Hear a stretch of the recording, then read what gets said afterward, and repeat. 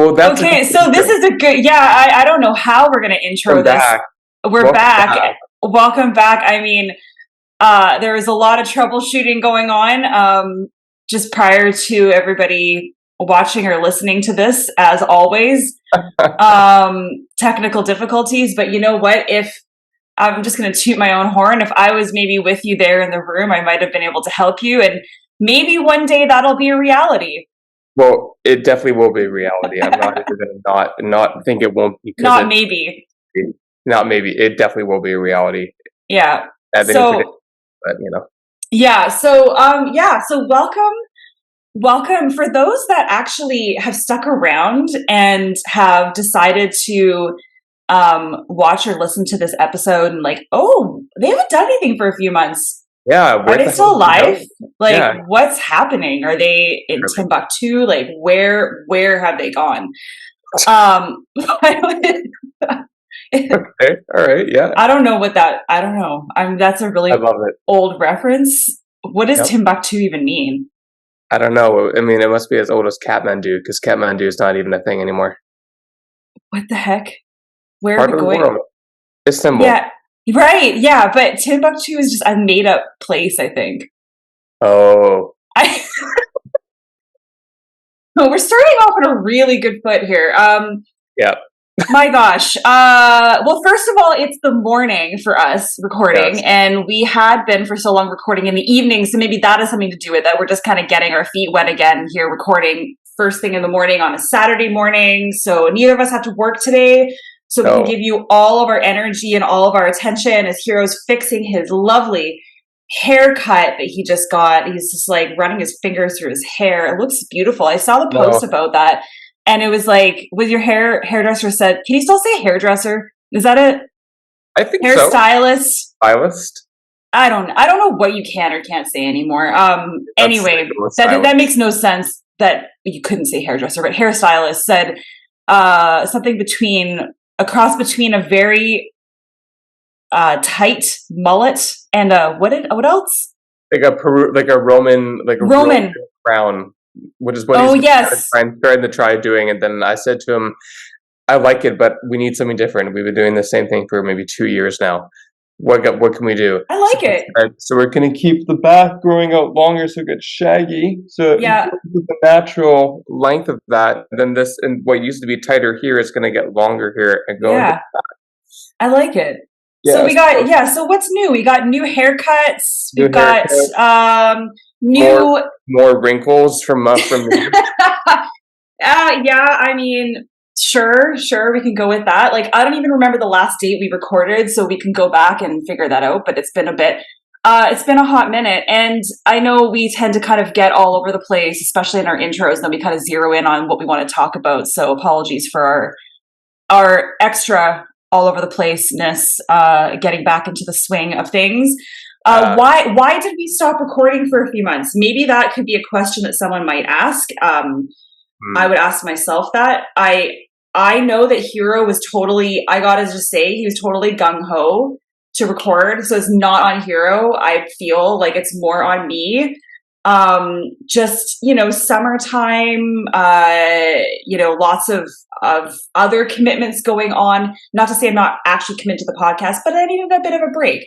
Plus, as we've talked about, I don't know, I'm doing this hand stuff. Like, yeah, I'm married to an Italian, but I am going for pizza tonight. Maybe I'm like, Ooh, I know, to Panavino. It's oh, in Lake Country, kind of folks, or shout out. Oyama. Look up Oyama. You'll be like, where the talk about Timbuktu? Where is Oyama? Oyama. Oyama. You'd be like, that is in the middle of nowhere.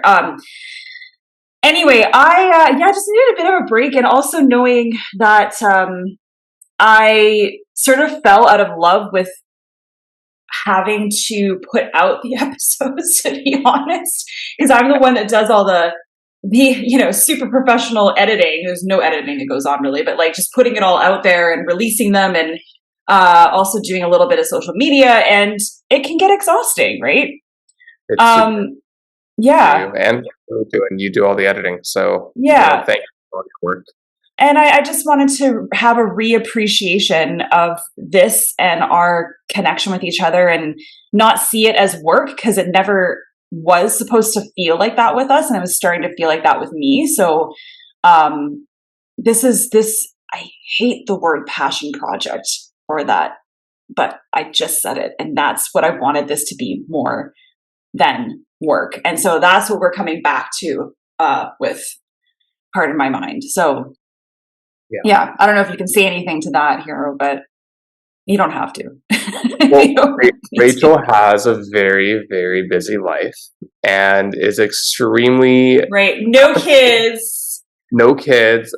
Living Lives in Sleepy Hollow in BC. I should say that's like before Christ because it literally feels like it's before like ancient civilization. What the heck? Okay, here we go with my reactions to some of the things that come out of your mouth. All right. But no, I understand though. And Rosh Hashanah. Speaking of BC, sorry, that's funny that you said that before Christ because it's actually the Jewish New Year today. That's very true. Today, happy apples and honey, sweet Shana new Tova, yeah. To like the 3% of the Jews that listen to this. But anyway, yes, there are people that will tell me Happy New Year, and then I'm thinking it's not January yet. So yeah, I know. Me too. Yeah. Sam Ladd's probably chuckling, thinking, "Oh my God!" If you haven't heard our episodes of Sam Ladd, go check them out. Speaking of having ADHD, which I just got diagnosed recently with, as well as autism, great example of that. No, I mean, Rachel's been super busy and she does all of her editing, all of her post-production. I'm not just a pretty face, but definitely do more of the social and the networking and the outreach for those that are kind of tuning back in. So all the guests you've seen on our show, probably about 80% of them have been... I thought you were going to say 80 guests, but you know what? Maybe we have had that around many. 80 guests. Around 75 or 80% of the guests that we've had on the show have been from my outreach and from my cold messaging people that didn't know anything about us before. And then Rachel has had some incredible people, which makes up the other 20% of the people that have been on the show. And we've had some incredible dialogues with them as well. So both of us are behind that. But in terms of people wondering who does the work or how does that, break down, that's just a little insight for you. Some of the people we've had on the show have been just from me following them or Rachel following them and us literally pouring our sweet little souls out to them. Yeah. With hopeful optimism and thinking they would be interested. Yeah. That kind of segues me back into, as we return to recording and Part of My Mind, I did definitely want to record more in the summer. Summer is a bit of a challenging time for me with many things, emotionally, mentally, cognitively, but kept myself busy through working and through trying to teach more yoga classes, which has been super cathartic and definitely, speaking of passion, speaking of pride. Yeah. But yeah, you know what? Time has gone away from us, and we were starting to feel a little bit stale in our recording. And even though it may have not translated to the viewership that we might have had, in primarily Canada and the US, we wanted to make sure that when we brought this new vision for Part of My Mind back, that we were able to bring an idea of unity, connectiveness, and alignment in our dialogue, and also what we were. So when we dive into our dialogue today, that'll be something that may be shifting and different. We're also, I will also say we've noticed some people reaching out to us, wanting to be on our podcast, want to have dialogues and discussions with us. And we're so grateful that there are people locally or internationally that are showing interest in that, given the fact that's what you would think we would want. And it's not that we don't want that. Rachel and I are focused more so on the original concept of what we did to the podcast, which is for her and I to talk about some deep dive discussions, which some guests we've had the ability to get into with, and others totally understandable. It just doesn't end up directing into that pathway that we might want to get into. So we're going to focus on recording with the two of us going forward. Exactly. There may be a guest that pops up that has a topic or is a subject matter expert on something that Rachel and I might have some general knowledge of. So you will see some of those people when we have those outreach opportunities that most likely I will be reaching out to.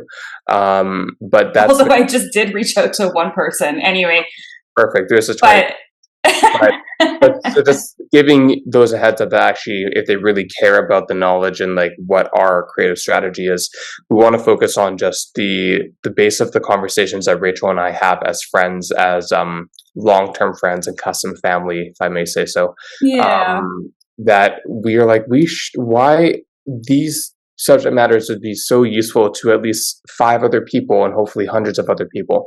And so when it's just Rachel and I, yes, we're a public audience, I get that, but it's a different tone. It's a different humor, it's a different slapstick, and also layering on a lot of depth and heavier subject matter with the humor and this kind of the, if I may say, the divergence of our mental health and the ADHD that comes in with that kind of zaniness, which brings lady to our dialogues as well. So 100%. Exactly what the last 16 minutes has been like an episode of Seinfeld. Absolutely about nothing. Except for did you say the last? I just said like the first 15 minutes of our. Oh, okay. Yeah, exactly. And that's kind of what has happened. We do have topics that we want to talk about, but it's good for this recording. But it's good to kind of get that out of the way because you haven't seen us for a while. Yes. And also, just to add to what Hiiro said about guests versus not having guests, we will have like the odd guest thread in there, just a little bit more strategic. I feel like sometimes when, especially with, ADHD or anxiety or you kind of just, it's almost like you're either all in or you're all out. Yep. I don't know. Tell me if you can relate to this, folks, but depression, whatever it is, it's either all your energy is into life and to saying yes, or that's at least for me, like saying yes, having all these guests on, go, and then all of a sudden you crash and burn, and that's where whatever your anxiety or whatever your mental health challenge is, it kind of comes into the main focus of the picture, and it's all about that, and now you're all out of life. Mm-hmm. And that's kind of what's been happening to me for many years. It's like, yeah, either all in or all out. Like, where do you find that happy medium, that happy balance? And that's what we're trying to find. And I think that we will hopefully define that this season. It's not like we do 6 seasons, but something you said. So let's dive into the deep waters. Okay, my goggles ready. Get your goggles ready, get your snorkel ready, gotta breathe under the water here still. You said under the sea. Sorry. Yeah, exactly. Under the sea. You mentioned ADHD. Yep. And this is where things just kind of trigger certain topics or thoughts. This is not something we're going to talk about this episode, but you just made me think of something lately, which I find really interesting, and maybe you can tell me why you think this is. So, including yourself and majority of the people that I've talked to lately who are probably in their late 30s, early 40s, more that generation perhaps, mm-hmm. I've heard of a staggering amount of people that have said to me, I was just recently diagnosed with ADHD, like recently. Mm-hmm. And it's like I've never, it's almost like, please take this word lightly, this is not what I mean. It's almost like an epidemic. Like, it's just, what I mean is just like all of a sudden it's like it's fascinating. And these people are finally getting the, I'll say help, the help they need to live a fuller life, to live their lives, in the way that maybe they always thought they wanted to live them. But why is all of a sudden, it's not like we've been pretty aware with mental health and stuff over, I want to say a few years at least now, but it's like all of a sudden, it's just like it's like every week almost I've heard of somebody telling me that, or a friend of theirs saying that about their partner or whatever it is. But yeah, it's an observation. It's just interesting. Right. Well, but specifically ADHD, which I also find interesting. Yeah. Well, again, I mean, speaking on that note, in terms of when I got diagnosed I think it must have been around May, early summer, professionally diagnosed with mild autism. I was also diagnosed with ADHD as well, which I didn't think I had. And now that I, there's a couple of things I can say to that about it, but it makes a lot of sense because a lot of time autism and ADHD go together. Sometimes they are separate, but they tend to be kind of like how anxiety and depression tend to be co-diagnosed, even though they are separate because I don't have depression. but anxiety, I do. But when it comes to ADHD, it's one of those things that can be so properly misdiagnosed, and Mm, misdiagnosed in the sense it's completely missed, mm, not diagnosed as something that's different, or misdiagnosed meaning there isn't a diagnosis. Because it's true. I think now with the science of research that's out there and what people are supposed to look for when it comes to identifying, not labeling, I don't like labeling, but identifying what you're experiencing and realizing it's justified. It's not just gaslit in your mind or gaslit yeah. other people or ableism or having an ableist lens from others. That's all really come out in the last 3 to 5 years, I would say. But then for someone to realize something's going on and then for them to have the inquiries and stuff, and with the pandemic helping to bring a lot True. more of introspection to people and to think about what's going on, or some things might flare up more now that they've had time to really sit and not distract themselves from everything else, which ADHD is a beautiful tool to distract yourself with. Hmm. That makes sense. A lot of people that are going through these diagnoses and now getting the help that they need. Because when I got diagnosed with my identity and all that from this great psychologist, he also did his PhD in NVLD, which I do have and have talked about in some of Hmm. our contexts of our podcast. And so it was Can you very, tell everyone what that stands for? yeah, nonverbal learning disability. Sometimes it's called just NLD, uh, Hmm. but NVLD is another term for it. And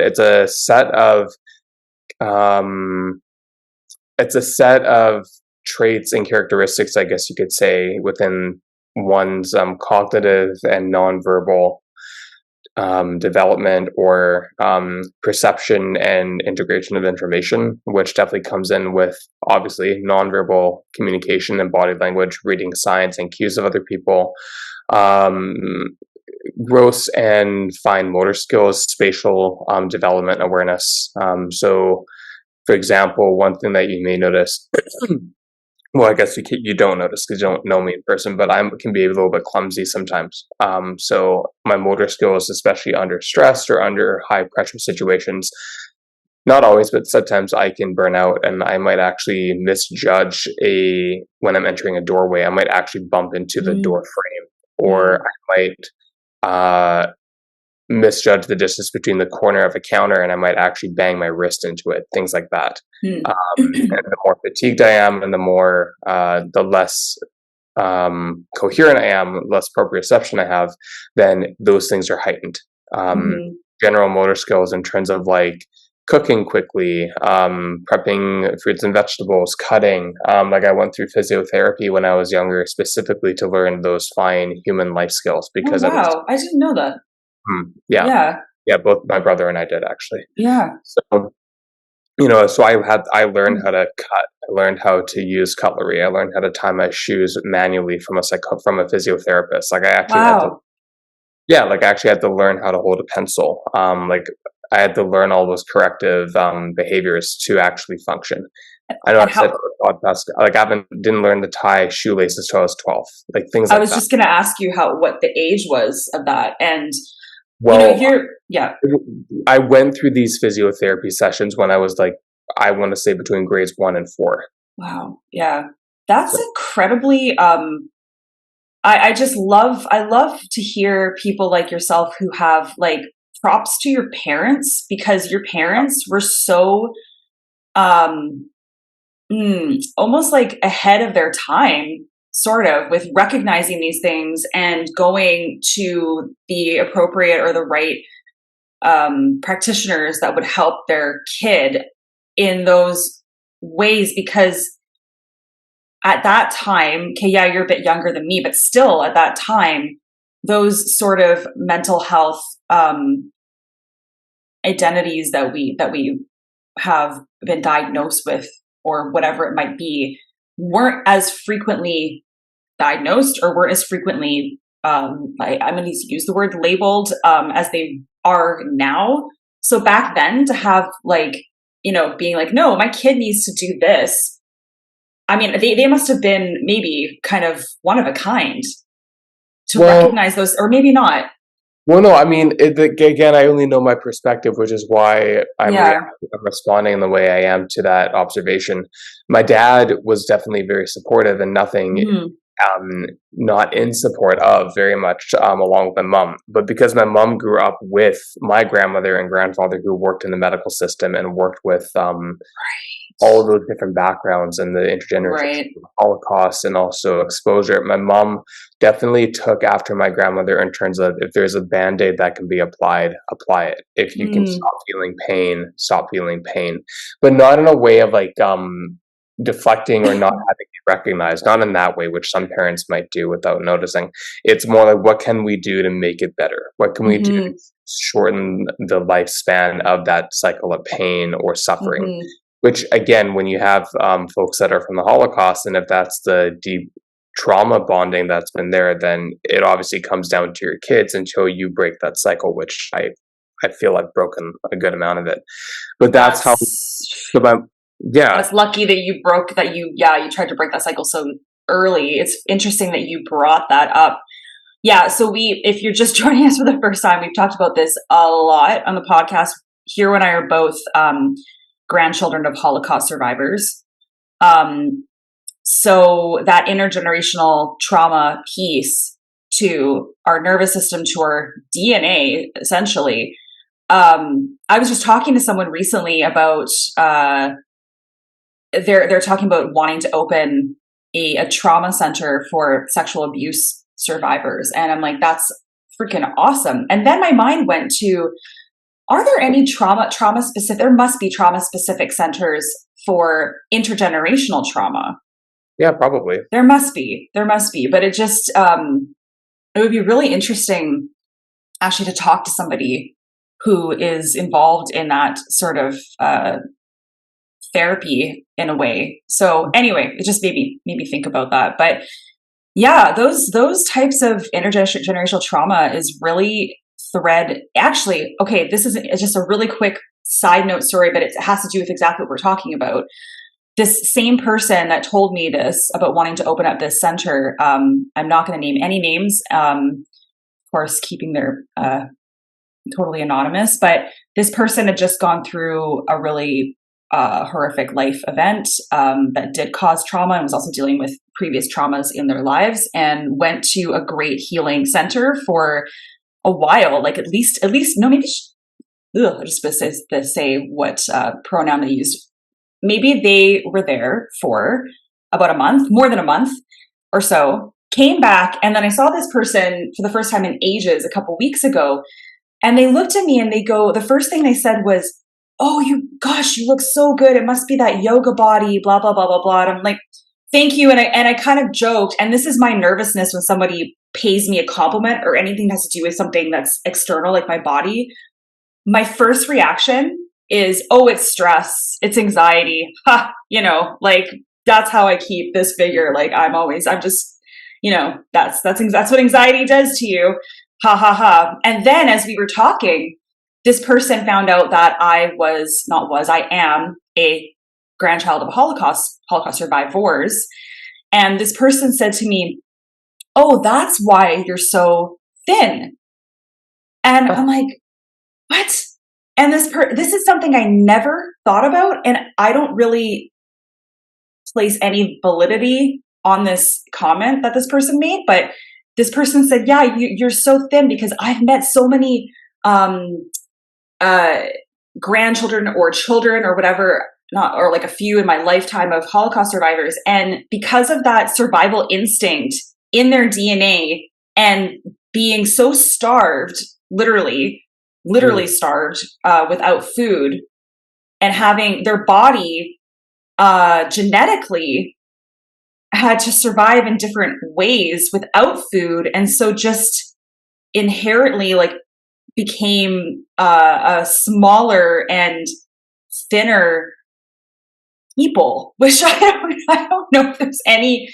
Do you know what I'm saying though? I don't know if I'm saying this quite properly, but it's kind of like what our grandparents went through, and because of them, that maybe that somehow changed the structure of their DNA and their body type to pass it on. And I'm like, I don't really know if there's any validity to that at all, but that's an interesting observation. Yeah. And a strange one to say to somebody who you haven't seen in a long time. But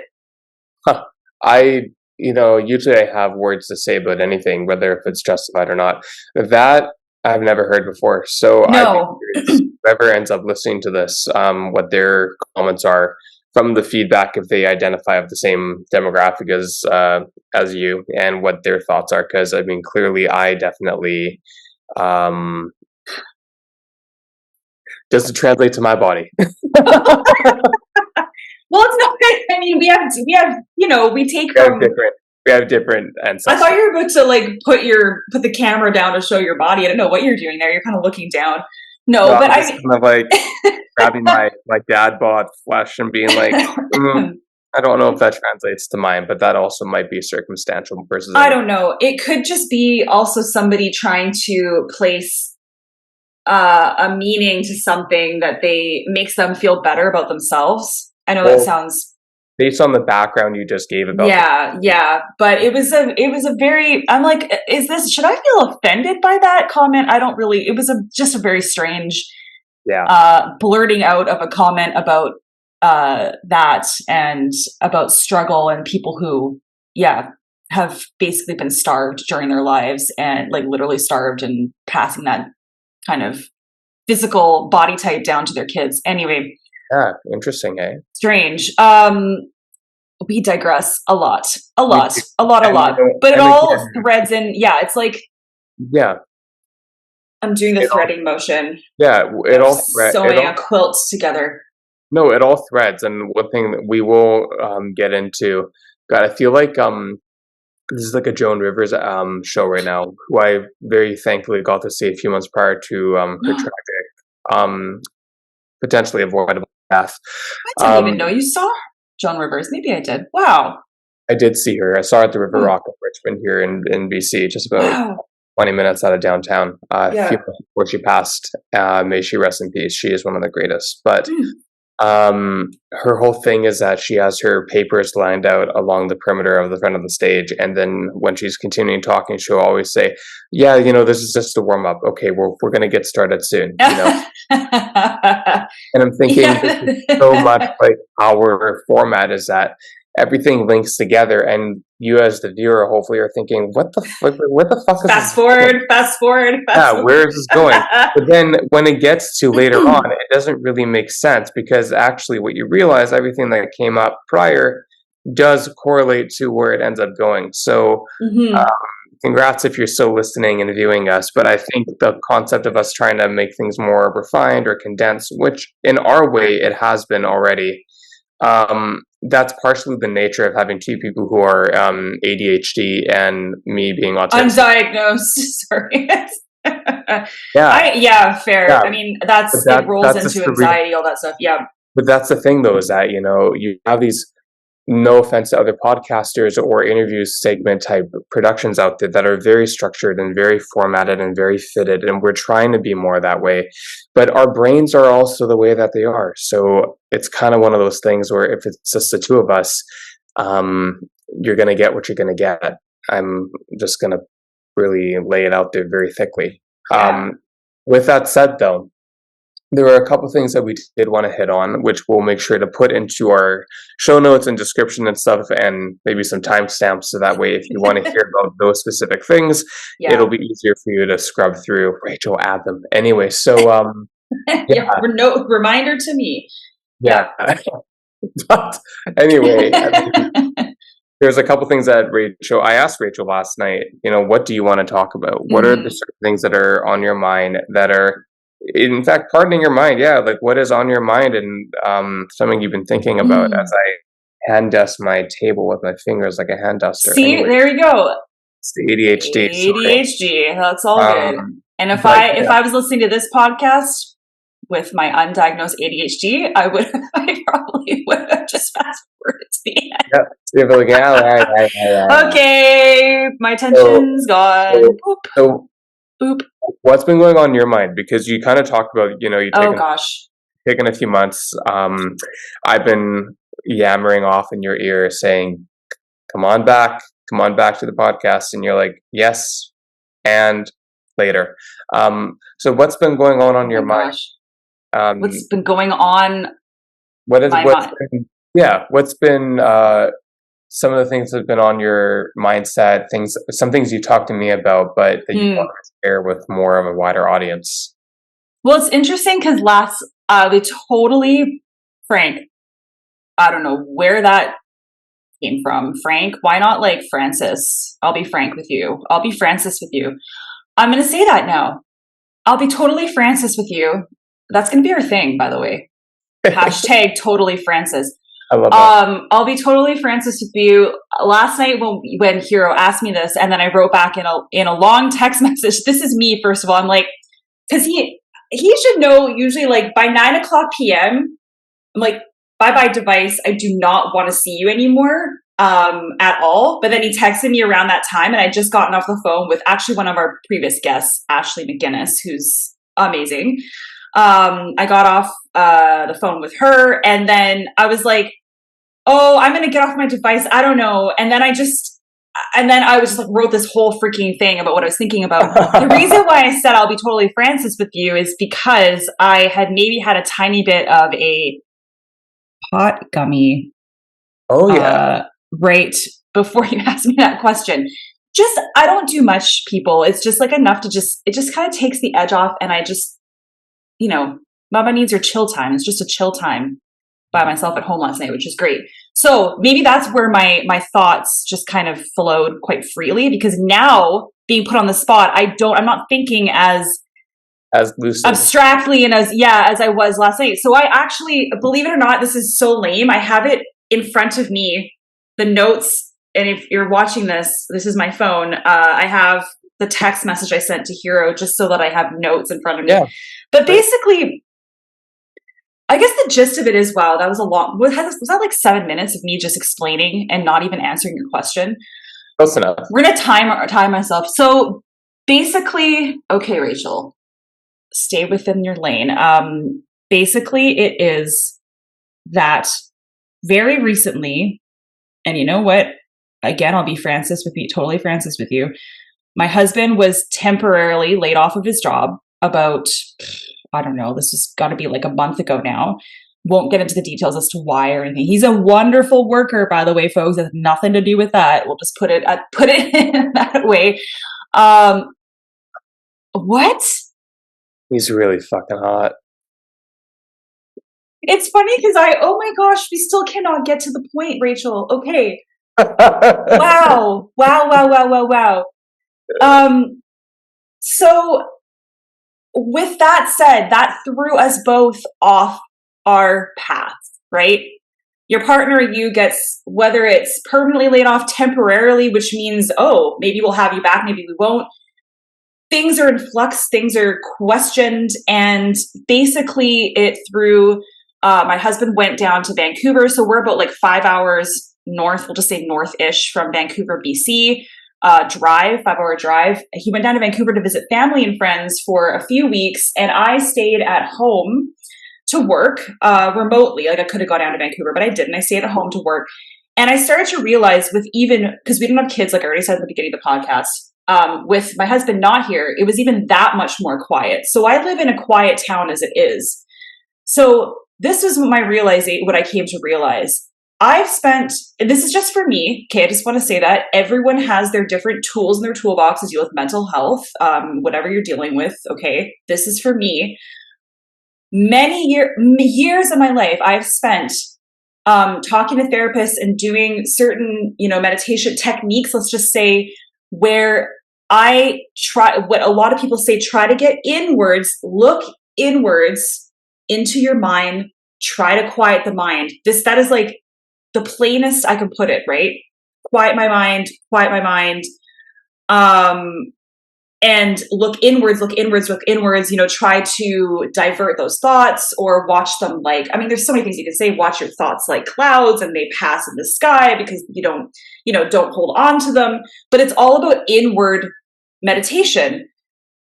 So I realized with all the quiet around me, and even the past 6 years since living where I live right now in a quieter town, thinking that would be helpful for me and my brain, because I was in a busier city where it's like a rat race and all those kinds of things. I realized that I spend, because of my anxiety and my intrusive thoughts and my OCD tendencies, I spend too much time in my head. So what I believe is better for me, and what I realized again with that quiet, and then what I did do is I did go down to Vancouver to visit, stay with Adriano's cousin and with Adriano, and surround myself with this environment that was busy and all encompassing, that I realized that for me, it's meditating on the things that are outside of my mind. So what I can see, immersing myself in my environment. And that's my meditation. I need to get out of my mind, out of my own way, instead of the style of meditation of looking inwards. There's actually some terms for that. And I think it was Andrew Huberman? And correct me if I'm wrong, people. Do you know who that is? Yeah. Huberman Labs, Huberman Podcast. He has a whole podcast actually that made me realize there's two different styles. It's not just one of looking inwards and, trying to so-called control your thoughts or let them go or, get in there. There's another style that people might need if if they already are too invested in their body. Like all I do all day is feel my body sensations. What's this? That's my hypochondriac sort of personality too, health anxiety. I'm too in tune with the feelings and sensations. I focus too much. So what do I need? I need that sort of more external meditation, actually connect with my environment so I can feel more grounded and more here in this earth. And so that therefore made me realize, and this is where the silver lining is, with my husband being laid off from his job, we got the opportunity to spend more time in Vancouver, and realizing that there are so many things that I'm missing. I'm missing my more social, more busy, not to get distractions from a busy environment, but to actually live in life and get energy from life. Yep. Whether that be nature life, whether that be human life, environmental life, your life, live in your surroundings. And that was a huge thing that just happened actually more recently. So where does that leave me in our living situation? Because my husband actually has more opportunities in a bigger city with what he does in Vancouver. That's where, when we said at the beginning of the episode, how I'm like, one day we'll actually record together in the same room, is because, and I'm not saying this is for certain, but there's definitely on the table now, maybe we won't live where we live in this smaller town for the next few years. Who knows what'll happen? So Hiiro has a huge smile on his face. That was the cutest.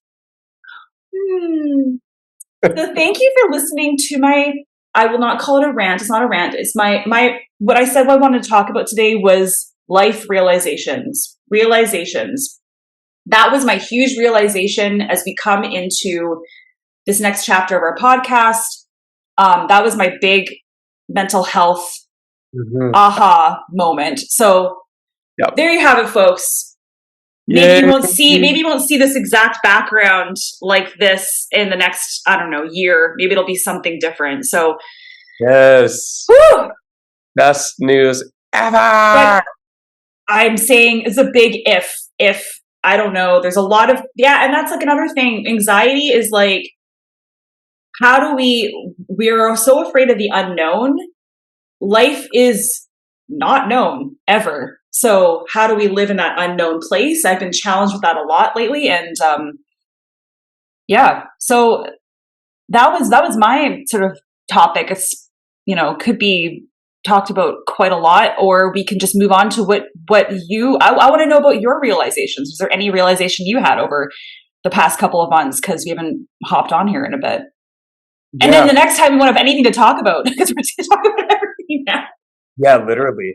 I mean, but no, I kind of was saying to Rachel in our same chat thread about kind of what's on our mind, what do we want to address? And for me, it's a little bit different. and not a foreign concept to anyone, anywhere, at any time, which maybe is actually a kind of a benefit for relatability. But again, talking about not our mental and cognitive health, it's one of those things that is so relatable. But how often do we end up connecting with other people on a general note, um, on a deeper note, I guess you could say, less on the surface, where you truly feel you are not just listened to and heard, but you feel that you're advocated for your differences, your struggles, what you are consistently trying to create movement for yourself and for others who are living with whatever you are experiencing on a day in and day out basis. And so that kind of brings me to, well, not kind of, it does bring me to the, what did I call it? Oh The yeah, the exhaustion of self advocacy.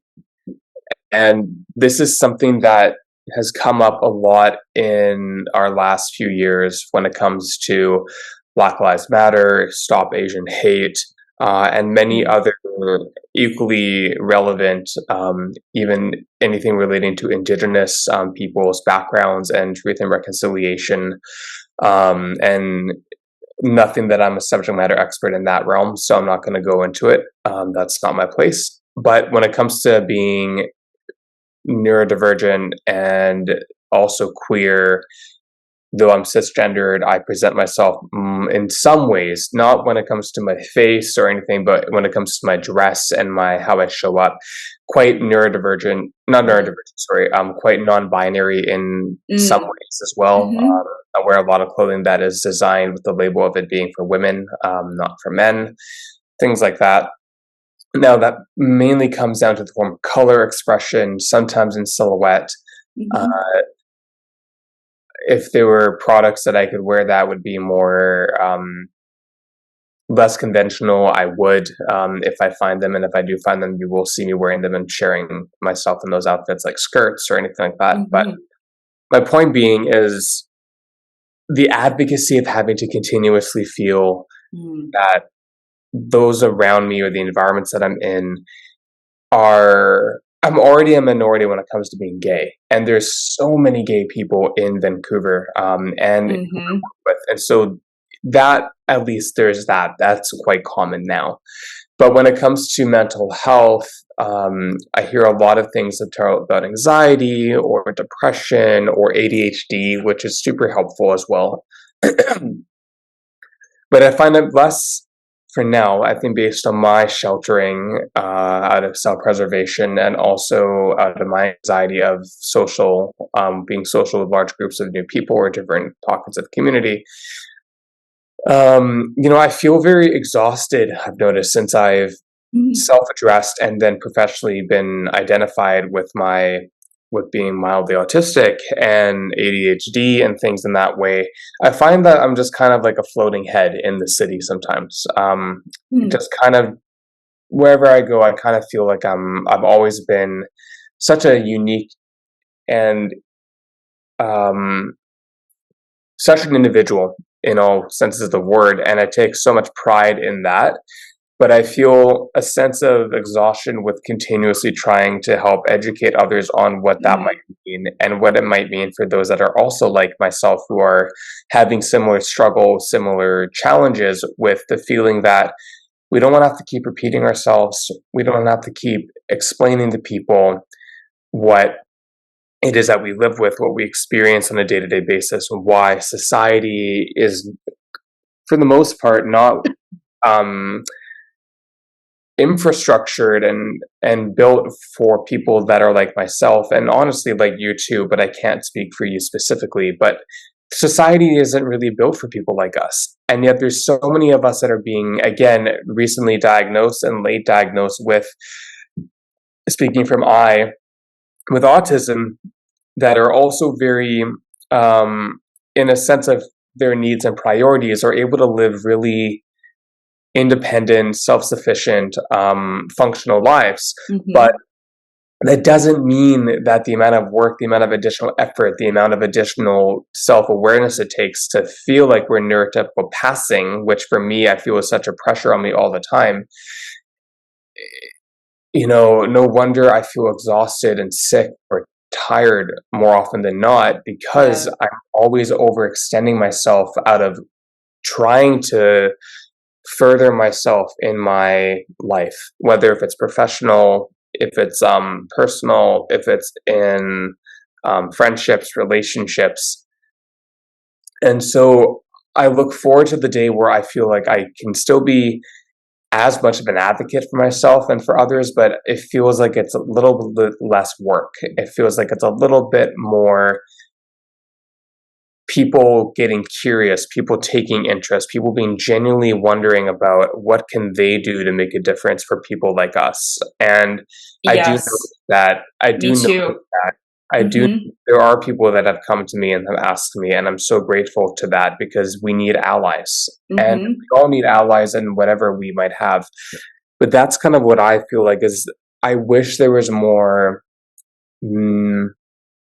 I wish there was a greater sense of,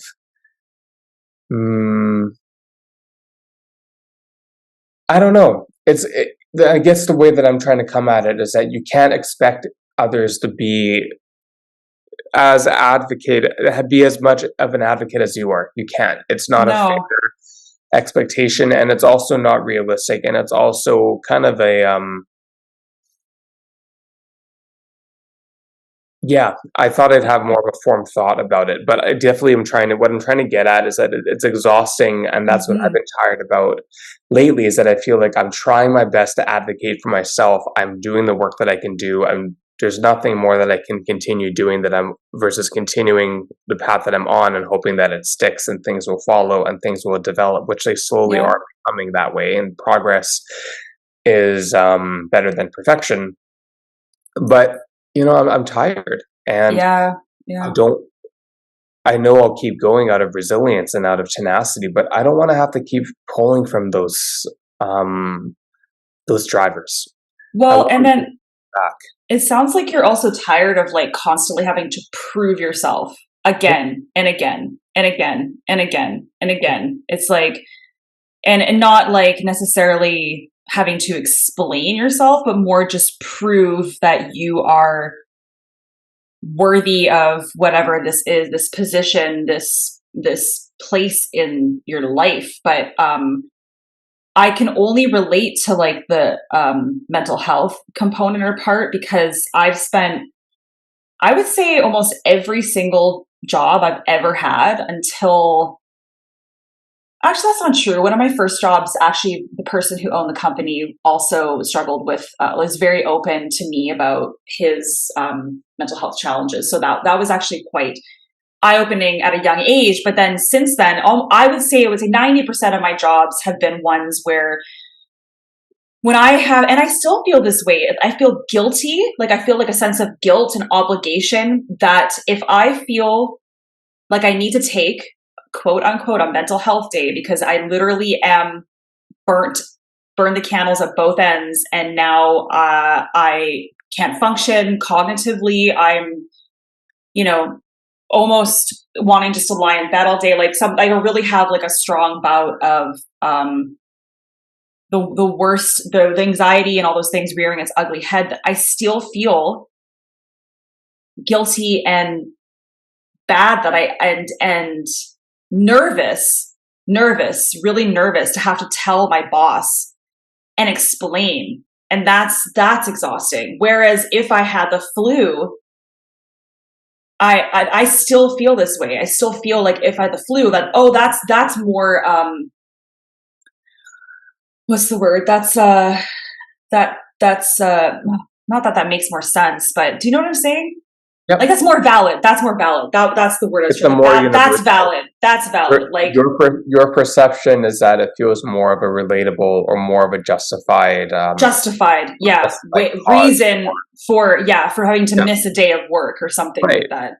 Right. Even though I gotta say, my current boss, though they are very understanding. This is something that has been a learned behavior for me from the stories I've told myself and my past experiences that I still feel, even though my current boss is very understanding, and I don't have to feel nervous, but I still do. Yeah. And that's where like that sort of so-called invisible illness of mental health, because maybe you necessarily can't see the running nose or or hear the cough or those things with the flu, that you feel like it's not valid and it's not real, maybe to somebody else. They might not, because they can't see it. So yeah. Well, and yeah, on that, and I think a great way to kind of wrap our discussion is it's frustrating in terms of advocacy for invisible mental health conditions and chronic health, or disabilities, however you want to call it. That's the vein that you and I kind of bleed in, like that's kind of where we are. You can't really notice it by looking on the surface. And I think that also has its perks, but also actually in some ways just as difficult or even harder, because people then look at you and think that there's nothing going on with you, which maybe it's nice for people to not think there's anything going on with you if you don't want them to. But if you have to be working with people, and I work in an environment where I work with lots of people of all different background, all different walks of life, all different generations, anywhere from, high school age range up to, mid to late 30s, early 40s, sometimes mid 40s. There's a huge difference, which of course there's going to be a huge difference. You can't deny that. But I find I think it's one of those things where, like, with anything in life, you can't expect others to do the work for you, and you cannot expect others to understand or appreciate or validate you. And so that's where the exhaustion comes in of advocacy, is trying to get clear on what are my priorities, what can I release as like a battle that I don't need to fight, and maybe take that weight off myself. But it's tricky when, even like for myself, having once been self-employed, even though we're relying on other spaces to employ me for self-employed work, now being in a place where my livelihood is based on employment, not self-employment, there's been a lot of growth and progression and development in me as a human being that has made me that much more accountable for my actions, more than I thought I already could be, more communicative and less fearful of addressing things that maybe I would feel like would be gaslit or have a sense of ableism toward me. And, I'm grateful to be in a place right now where I rarely feel that. And so kind of like yourself, recovering personality traits or beliefs where standing up for ourselves or addressing our needs is viewed as weakness or as incompetence or as not willing to be as hardworking or performing. I think our society if you're in the right environment, the right context, is starting to shift very marginally. Yeah, I agree. And I think it's going to continue to get better for me in the next year, in the next couple of years, as I continue to learn about myself and how to communicate with others, and meeting others who are in positions where they are making changes and they belong to a similar wavelength that I live on, or perspective that I come from or that I see from. But yeah, I mean, I am tired, and I sometimes feel like it's a losing battle, and I'm trying to remain optimistic, progressive, and finding the light in things, in that specific way of my own self-awareness. Sometimes is not always the greatest skill, because it can add to that feeling of being on that hamster wheel, that feeling of where, again, you mentioned improving myself. It's that same idea, like feeling seen, feeling appreciated, and perhaps in the way that people express their appreciation to you as well. I think that's part of it too, because people might be showing their appreciation, their love, their care for you in their way always. But if it's not how you perceive or want to receive, then you may constantly be feeling like you're not getting it. And I also remind myself, it's like, what am I here to do? Even right now, we're recording a podcast. What am I here to do in this next period of time? Be present, clearly, express thoughts freely. What am I going to be doing after this? I'm going to be eating breakfast. What am I accountable for? I'm accountable for doing these things. Same thing when you show up to an interview, you show up to a job, you show up to, in my case, like leading a yoga class, whatever. You got to drop all that stuff at the door, but it becomes increasingly difficult when the things that you want to receive or the things you're hoping for also impact your ability to show up in those settings, in those spaces, to be your best. 100%. So it's not really a it's not a clear, it's more of a connection of strings of thoughts of how I've been feeling lately, and trying to get really curious with myself of what can I let go of and what do I feel is the need to keep holding on to, because I have a sense of conviction and justice that I feel that needs to be served to make sure.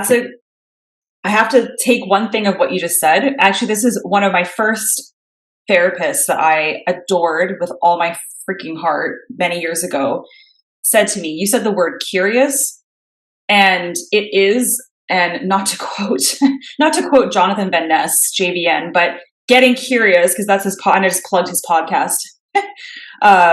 Their podcast, excuse me. Plugged, I apologize for that.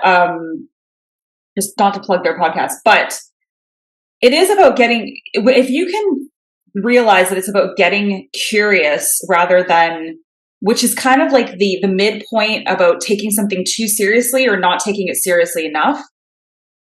That's the first step to all the possibilities that come with it. Yeah. Get curious. Mm-hmm. Right? Yeah. It's sort of like, it kind of stops you in your tracks, like, oh, why is this happening? And then the one thing I want to leave this episode on, because it's just interesting, because we're talking about all the things that we've dealt with before that have maybe bled into our current experiences, even though they might not be the same as they once were, but we're still bringing in some of those experiences with us. So neither Hiiro nor I, as you can tell, maybe I'm not a Gen Z or Zetter in Canada, a Gen Zer. But what's interesting, the next generation that is coming up, I think this will be very fascinating, just to kind of tie all the loose ends up. Millennials, like I'm an older millennial than Hiiro's the younger millennial. Millennials are very optimistic with a highly entrepreneurial and inventive mindset when it comes to decision making. But in contrast, with the Gen Zs that are coming up now, the really young adults right now, like what is it, 18 to like 24-ish, yep. Let's just put it in that range. Yep. They're more risk averse and cautious because they witnessed and read about the instability that millennials experienced. So there is a next generation that are here right now that also have strong, I'm not going to paraphrase, I'm just going to read this because it's interesting. They generally have strong values related to racial justice and sustainability.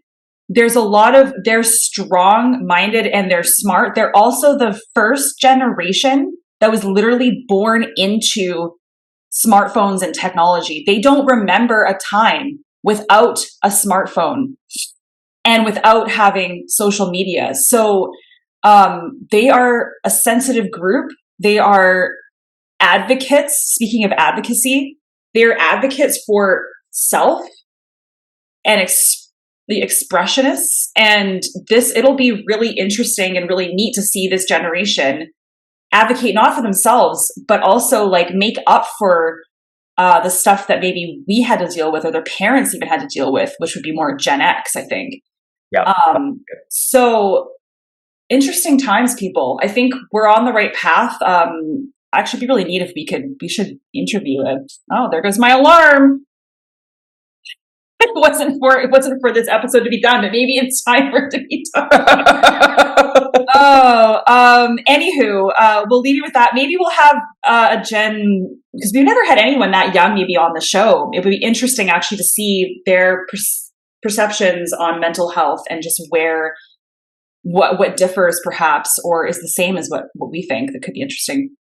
True. Very true. Yeah. So, Thanks for joining, y'all. I can't believe, because here I said, oh, we're going to keep these podcast episodes. We had actually somebody sort of come in and look at what we've been doing so far and give us some advice, and was like, maybe shorten the episodes to like 30 minutes because people don't have the attention span, speaking of ADHD and whatnot. And now we're at like about an hour. So thanks for sticking around. We'll see you soon-ish. We will try not to be strangers, and especially with our socials. So, and now it's funny, I have to look at this. Our socials changed a few times because we used to be Getting Juicy, but now we are, pardon my mind, Pod. Yep. Okay, so you got to put the pod at the end on Instagram. Check us out there. Check us out where you get your podcasts. It's funny that we're saying that at the end of the episode because you would have already found us. We're also on YouTube, though. So if you're listening to this, you can watch our expressions and our beautiful faces. Yes. Yeah. Anything else you want to add to finish? You are beautiful, no matter what they say. Well, I mean, following that kind of vocal, I'm not even going to try. But what I can say is, we are who we are. And sometimes you got to stick to what you know, what feels right. And sometimes that leads with the unpredictable, the spontaneity of the human brain, the human mind.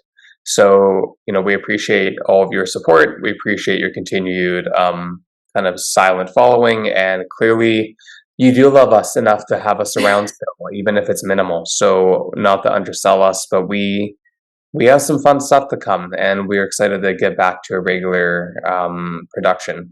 So as I see Rachel getting super excited with face hands as I look at my webcam. So I'm excited to be here. I'm excited for us to be here. And there's definitely lots of growth and change in us as humans. And that's always going to inspire content and dialogue that is not from a script, not from a textbook, not from an article. It's actually our lives, what we're talking about. And yes. I think that really, whether if others are doing it or not, I'm sure many others are, but you have our perspectives, which is uniquely our own. So allow us to pardon them with you. And pardon our long goodbyes. Literally. This is literally how Jews. This is the longest goodbye ever. Okay. 1, 2, 3, bye. Okay, bye.